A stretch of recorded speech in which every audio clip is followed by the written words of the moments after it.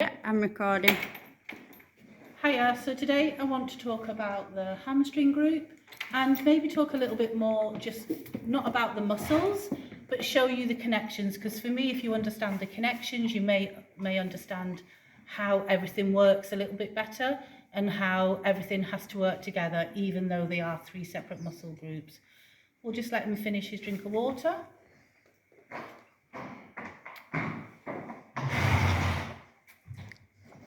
Good boy. So when we look at, might be better coming back round here, you can see this bit. So when we look at the hamstring group, we have three muscles. So we have the biceps femoris, the semitendinosus and the semimembranosus. So we have the biceps femoris, which is a big muscle that comes around here. And I always think of like a little neck curtain, it sort of scallops down here.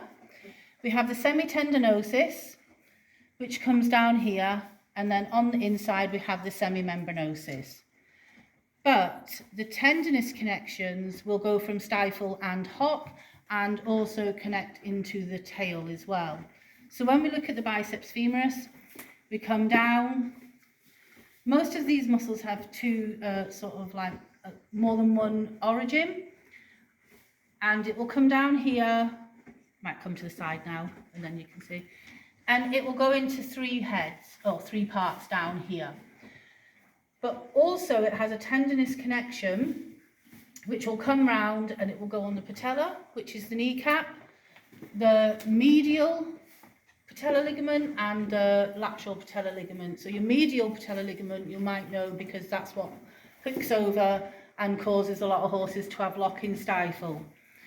But then down here, it connects via a tendon called the calcaneus tendon, which goes right down to the hock. So we think of a long bit here, and then I think, because it sort of covers over the hock, so the end of the hock here, like a little hand holding it up. Then we have and often if you'll see there's in trouble, you'll see like sort of the middle gluteal is here because we have a gluteal tongue, and you'll see a little bit of a wiggly line here. And horses are often overdeveloped more than underdeveloped. I tend to find them more overdeveloped. So we can sort of see the end of the gluteal fascia here, and then we see the biceps femoris and the rest starting to overdevelop. The next one here, so if you stand at the back, you can actually see, because he's an ex-race horse, a lot of them are overdeveloped in this area.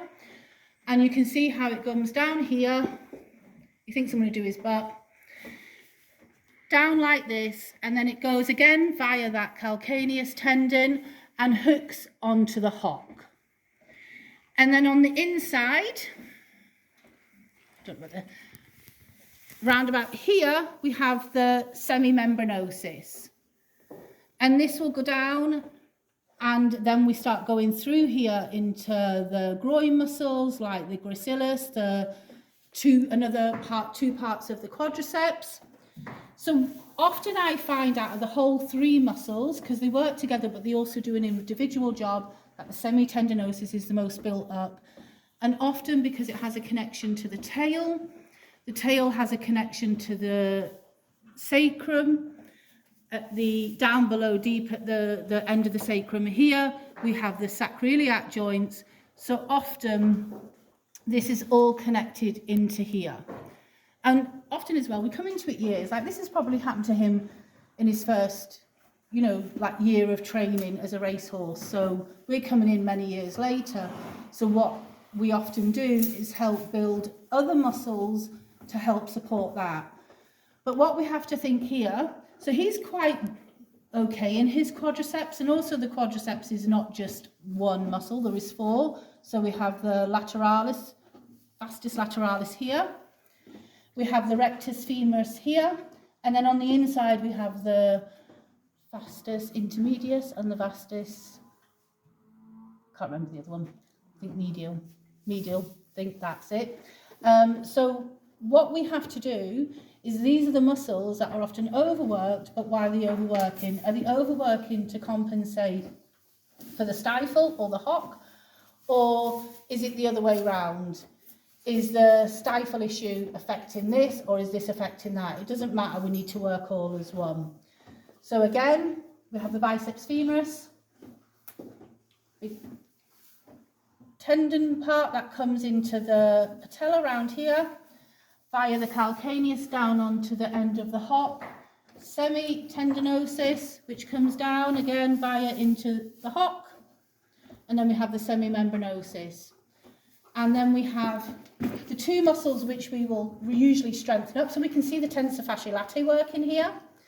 And a lot of these muscles around here are all connected via fascial sheets, or because you have your aponeurosis. So I always say the fascia that's having a nervous breakdown, aponeurosis, which is just a big fascial sheet which connects sort of muscle to muscle rather than tendons connecting muscle to bone. So the horse I did yesterday, I got all the thing wrong, but we were doing some tendon exercise, some biceps exercises. So if we want to build strength in the biceps femoris and the quadriceps, we can do little things like tail pulls. Usually we'll ask him to stand square, but he's finished a session, so I'm not going to ask him to do it just for the purpose of the video. But lots of hacking. We can do lots of hill work, but not too steady hills. We can see he goes a little bit downhill, so we're going to do stuff that makes him lift up the sternum and even him out. I mean, he's only a new horse, so the owner is still a work in progress, but it's good. But yeah, I thought I'd just tell you about the tendons and the hamstring group. Bye.